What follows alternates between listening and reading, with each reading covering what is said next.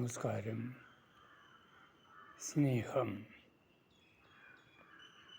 ഒരുപാട് എഴുതപ്പെട്ടതും പറയപ്പെട്ടതുമായ ഒരു വിഷയമാണ് സ്നേഹം.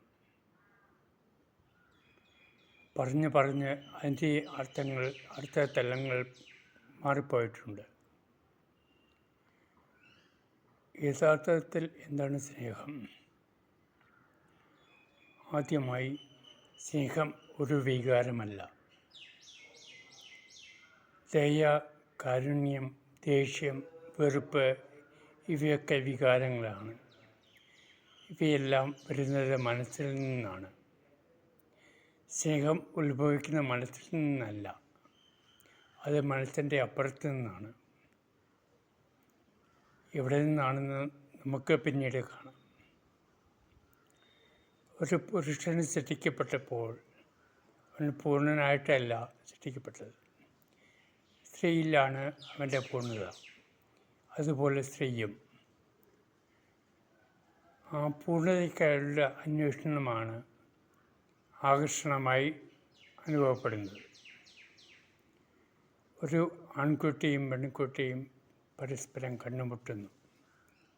അവർ ആകർഷിതരാകുന്നു. അതുവരെ അവൻ്റെ ലോകത്തിൽ രമിച്ചിരുന്ന അവൻ അവൾക്ക് ഇടം കൊടുക്കുന്നു അവൻ്റെ ലോകത്തിൽ.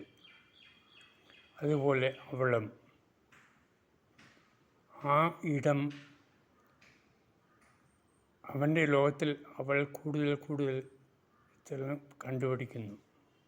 അതുപോലെ അവളുടെ ലോകത്തിൽ അവനും കൂടുതൽ സ്ഥലം നേടുന്നു. ക്രമേണ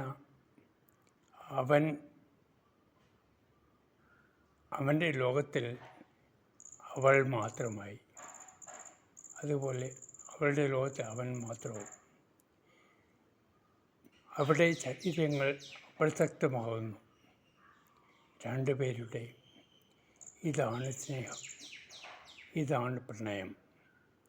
ഇവിടെ ശരീരങ്ങൾക്ക് പ്രാധാന്യമില്ല. 90-95 പ്രായമുള്ള ദമ്പതികളെ നോക്കൂ. അവർ ഇപ്പോഴും പഴയ യുവമിഥുനങ്ങളെപ്പോലെ വ്യവഹരിക്കുന്നില്ലേ? കാരണം അവരിൽ പ്രണയമുണ്ട്. ഈ പ്രണയം